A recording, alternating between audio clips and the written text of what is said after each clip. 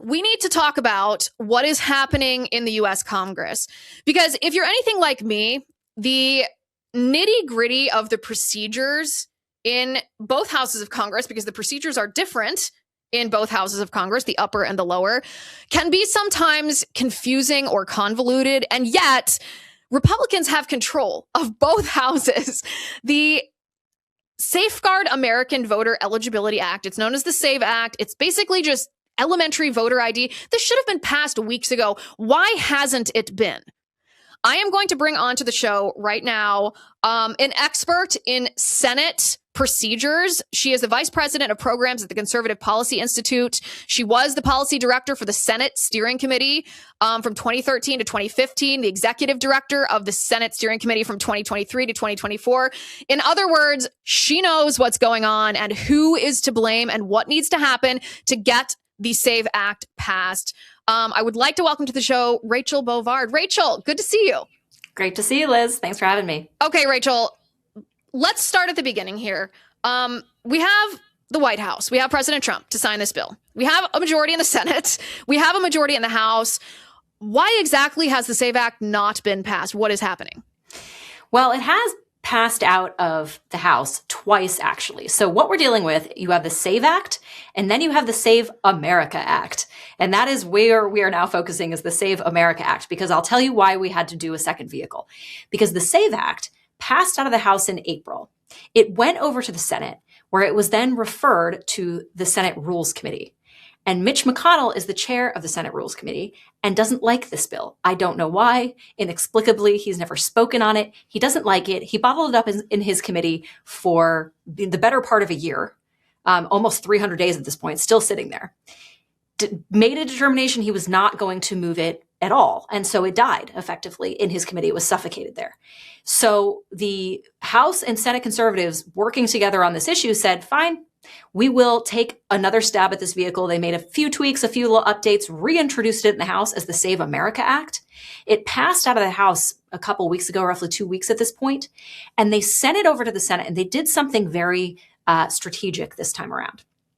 They packaged it in such a way in what we call a message. So they sent it over to the Senate as a message, meaning normally to get on a bill in the Senate, you have to overcome a filibuster. When you have a message, it's privileged. You don't. So you can get onto the bill bypassing the filibuster altogether. And the second thing that was so brilliant about what they did was they didn't, when it comes over as a message, it doesn't get referred to committee. It sits at the desk, where it is just now waiting for Majority Leader John Thune to call it up. Now, will it be subject to a filibuster then? I assume it will. Democrats have said they will filibuster this bill. But there are ways in the Senate rules. There are two ways to break a filibuster. The one everyone's very familiar with is invoking cloture, which is 60 votes. But the other way is through physical exhaustion, yes, which is the old-fashioned way, which is making senators stand and speak until they physically cannot do so any longer, and then putting the question. So instead of having to break through 60 votes, you break through physical exhaustion. And then in both cases, once you've broken the filibuster, the bill passes a simple majority. So that is where things stand right now. The Senate has this bill, and there's a lot of conservatives in the Senate pushing John Thune to take it up. Obviously, the Senate's still trying to get DHS funded, but after that, it's anyone's guess. Okay, so this is fascinating to me because, I like to consider myself pretty well informed about the workings of the government as someone who comments on and criticizes and encourages government officials to do things or not do things. And there is always some procedure in the United States Congress that I'm like, what the heck is this? I've never heard of this. Like, how does this work? The talking filibuster. So this is the nitty gritty thing that I want you to talk to me about. People are talking about bringing back the talking filibuster, which I assume would be the one you're referring to, that you can talk as long as you can, but once you can't anymore, because we can't all, stand up and talk for 2 weeks, then the bill would come to vote.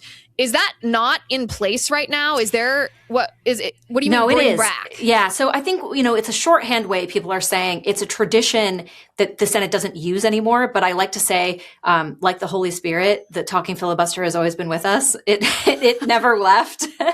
It's always been a part of the Senate's rules. It's actually from the Senate's inception. This is how the Senate broke filibusters up until 1917, when the Senate instituted the cloture rule, and that's the 60 vote requirement, the mechanical way to break a filibuster that everyone's very familiar with. But the talking filibuster has been part of the Senate's tradition since its inception. It just doesn't get utilized that often because it's physically difficult and it takes a lot of time. And there are two things senators hate more than anything else. And one is working and the other is working. So they don't like to be on the Senate floor for any significant length of time, but that's what this strategy requires. So people may remember the most famous talking filibuster of the 20th century was the one that passed the Civil Rights Act in 1964. It took 60 days, but Mike Mansfield, who was the majority leader at the time, forced Southern Democrats to filibuster that bill, a talking filibuster. And over the course of 60 days, he started with 40 votes. Cloture at that point was 67 votes at the time. He had 40 maybes. And over the course of 60 days, he forced this public political process because, again, when you do a talking filibuster, there's nowhere to hide, right? All the opposition, all the deliberation takes place in the public. You aren't doing anything else. He forced them to talk, and what resulted was a negotiation. Two sides, because that's the thing about the talking filibuster. Everybody hates it, right? Like, it's painful on Republicans. It's painful on Democrats. They want to get out of there. So they're forced together to come to sort of a consensus or some way of getting out of this. And at the end of the Civil Rights Act filibuster, he put a negotiated product on the floor that got 71 votes. That's the most famous talking filibuster of the 20th century. Okay. So tell us how this would work. Like, why hasn't Senate Majority Leader Thune done this already? Why hasn't he brought it to a vote? Because bringing it to a vote would be the mechanism that would trigger the Democrats filibustering, correct? Well, it depends how he does it. So traditionally, like in the modern Senate, where all we see is cloture votes, right? Traditionally, he would just say, well, I'm going to file cloture. I'm going to put it on the floor. It's not going to get 60 votes. Oh, well, what else do you want me to do? And then we'd move on to the next thing. That is traditionally how things are being handled in the modern Senate. What a lot of conservatives are asking John Thune to do is simply get on the bill at 51 votes, right? Because it's privileged to come over from the House. He's on the bill. He doesn't file cloture. And so this goes back to the principle that there are actually only three things ever happening on the Senate floor: a speech, a quorum call, and a vote. So if a quorum, which is the constitutional number required of senators to be there to conduct business, is 51 senators, if a live quorum establishes itself and the matter is pending before the Senate, the only thing preventing the vote from happening is a speech. Okay. And that is the theory of the talking filibuster. So if John Thune were to embark on this strategy, he would get on the bill. He'd call a live quorum. All the senators would present themselves. He would be able to put the question at that point, force the Senate to vote on this, unless Democrats get up and speak. And if they do, then you are in an old-fashioned talking filibuster, and they have to hold the floor. The only thing preventing the vote from happening on the Save America Act at that point is the ability of Democrats to physically stand and speak. And keep in mind, the lore of the talking filibuster is there for a reason. It is hard. Yeah. When you are holding the floor, you can't sit, you can't eat, you can't leave to go to the bathroom. There are no bathroom breaks. The only things you can drink are water and weirdly milk. I don't know why, but but it is a grueling exercise, but that is why it's part of the strategy, right? It is imposing a physical cost of the obstruction on the filibustering party. Because if you go the cloture route, they just get to vote no and go home and go to dinner and go to bed on time and never talk about it. If you do a talking filibuster, you got to own that opposition and you got to own it in public. Okay. So if they were to do a talking filibuster, can more than one person, like more than one Democrat, do that consecutively? They're just not allowed to like break quorum and leave? Or like are they? Or how, like, I know this is so nitty gritty, but I want to know exactly how this works so that we can have a call to action for the right people, because we have to pass this act. Like, it's literally these are absurd. Great questions. Yeah, no, these are great questions. So a quorum has to establish itself, but the Senate does that through live quorums. This idea that 51 Republicans would just have to sit on the floor constantly is not true. John Thune is the only one that controls the live quorum process. And again, it's simply senators must respond to the call of their name. They must come down to the floor, register their presence, and therefore a quorum is established. You are not allowed to mess around with this. Democrats have to do it too. And in fact, in 1988, there was a talking filibuster. Republicans were trying to deny a quorum, not responding to the live quorum. Robert C. Byrd, who was the majority leader at the time, instructed the sergeant at arms to compel the presence of absent senators, which he is entitled to do under Senate's Rule 6. They found Senator Bob Packwood from Oregon hiding in his office, broke down the door, and carried him feet first onto the Senate floor. Can we please do this? Can we please do this? So this is part of the Senate's tradition and the Senate rules. So you establish a quorum at that point. Democrats have to be speaking. Now only one of them has to be speaking at a time. And when one person ends, the next person can get recognized and speak, but someone has to be speaking at all times. Now they can make motions, right? They can try to amend the bill. They can try to adjourn the Senate. Republicans would need to have discipline in voting those motions down. Yeah. Okay. If they have party discipline in doing that, there is nothing Democrats can do to this process except to continue to speak. And each senator is allowed 24 hours a day, like no recess. 24 hours a day, correct. And each senator is allowed 2 speeches on the same legislative day on the pending question. So as long as we stay on the bill, we don't have any Republicans voting for Democratic amendments, moving on to different subjects. We stay on the bill. They are limited to 2 speeches each. Now, there are some people that have pointed out, well, if every Democratic senator gave 2 8-hour speeches, this could take days and weeks. This is a strategy that takes time. Yeah, this is a strategy that takes time. But I would point out, it is absurd to suggest that Bernie Sanders, who I think is 84, is somehow going to be able to give 2 8-hour speeches.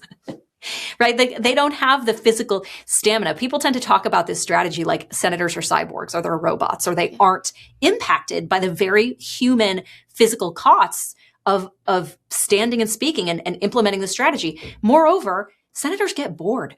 They hate being on the floor. They want to do other things. They're distracted. They want to go to fundraisers. They want to fly home and see their families. This compels a negotiation on a topic you would never get Democrats to talk about otherwise. So the idea is to force a negotiation that ideally, at the end of it, you get a product that even more than 51 senators support, right? Ideally, you actually could get cloture on this product at 60 or more, and the country feels bought in on it. Because again, this is not some niche Republican issue. Voter ID is 83, 87% of the public support this.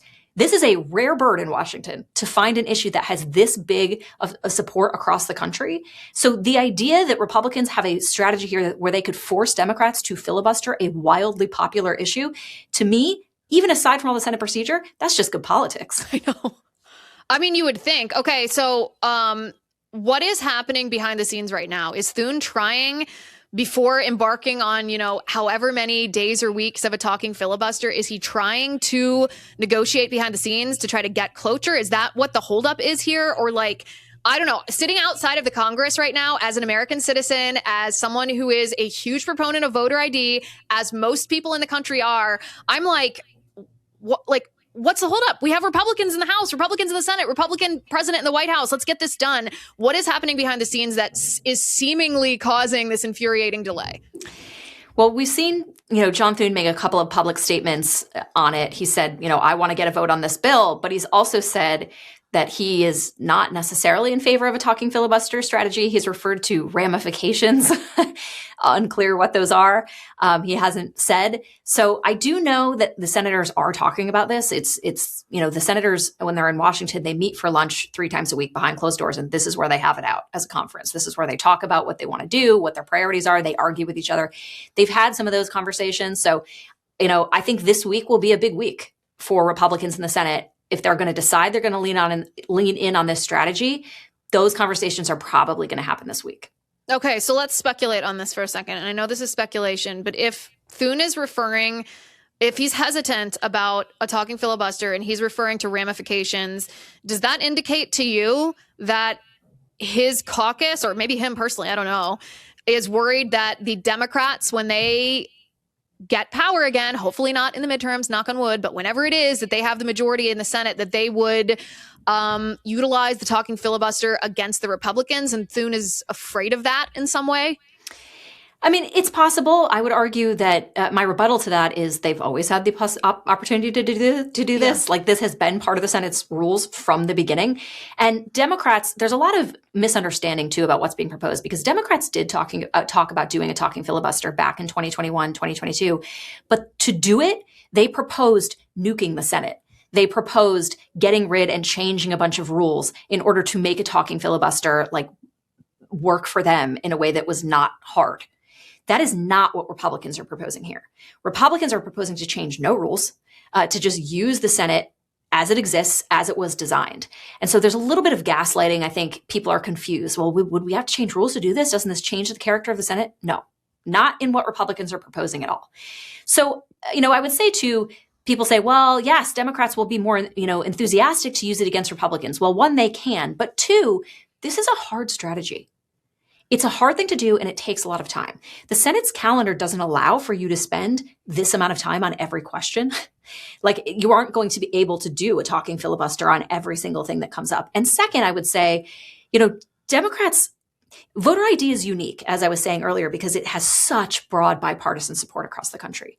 The issues that Democrats might want to launch a talking filibuster on might not be issues they want to put into the public's the public's face for as long as this would take. Can you imagine if they tried to say, we're going to force Republicans to filibuster transgender surgeries on children? Like, yes, please. Like, thank you for the opportunity. Yes. I would like 8 hours a day on that one. Exactly. So it's just not a particularly politically viable strategy in every case. I think it is here because of how broad the support is for this issue, but I don't think Democrats will actually want to do this on a lot of issues that they hold, positions they hold that are deeply unpopular. Yeah, I think, too, it used to be more of a valid concern when Republicans said, hey, we want to be cautious about doing XYZ because we don't want the left to, do that same thing to us if they're in power. I even used to make that argument once in a while myself, by the way. I don't think that that's a valid argument anymore in this current political environment anyway, because the Democrats are going to do bad things regardless of how ethical, honest, or upright Republicans are. It doesn't matter. They're going to try to prosecute us. They're going to indict us. They're going to try to censor us and silence us and abuse government. And so we should just do what's right without thinking about what the Democrats might try to do to copy us, because that's the nature of the modern Democrat Party, is that's how they behave. And Republicans should not overthink that. They should just do the right thing. Okay, last question, because I know you have to go here.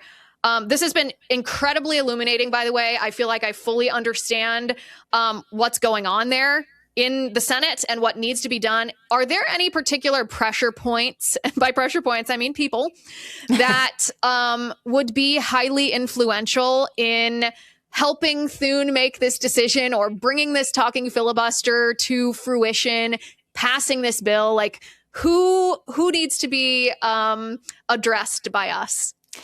So I think at the end of the day, it's John Thune is the leader of the conference, but the people who are going to make this decision are the Senate conference themselves. Right? Thune is pretty responsive to his members. And so if the senators themselves say, yes, John, this is something we want to do, he's going to do it. So I would encourage everybody to just get as educated as possible about this. I know everybody thinks Senate procedure is very hard and complicated, but it's really very rational. I have a piece up at the Federalist.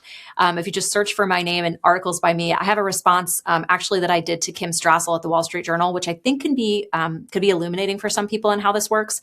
And just have some good faith conversations with your senators. Because I think at the end of the day, I want to keep the filibuster. I'm a big fan of it. I think it's good for the country, but I understand the frustration that has built up around it, because all people see is 60. You don't get 60. Oh, well, nothing to do. Using a talking filibuster, which is, again, the alternative way to break a filibuster, I actually think is a cathartic exercise. It allows Americans to see their Senate working for them. Mm-hmm. Right?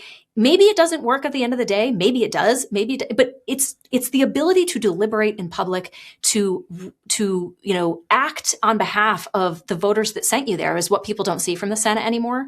And that's ultimately, I think, why this strategy has caught so much headwind and so much steam among the base, because this is what we want. We just, we want a pulse.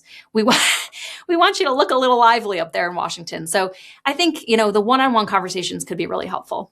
Okay. I think that's correct too. We also need to encourage our senators. You said before, like, they would have to have incredible stamina to withstand all of the motions and amendments and changes to this bill. We need to encourage them to be incredibly strong and don't compromise for the sake of compromise, or because you don't have to. You don't have to say yes to anything that the Democrats ask for. You can stand strong with your voters, because this is, I would say, this is the number one issue for a lot of voters, is election integrity. And this is where it starts.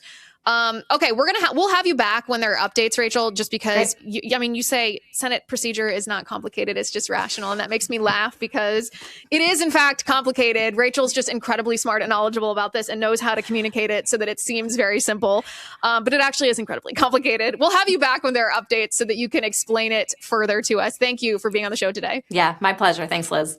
Okay, guys, also, you should read her article on the Federalist. It is very helpful. It's essentially what she was saying to us, but in written form.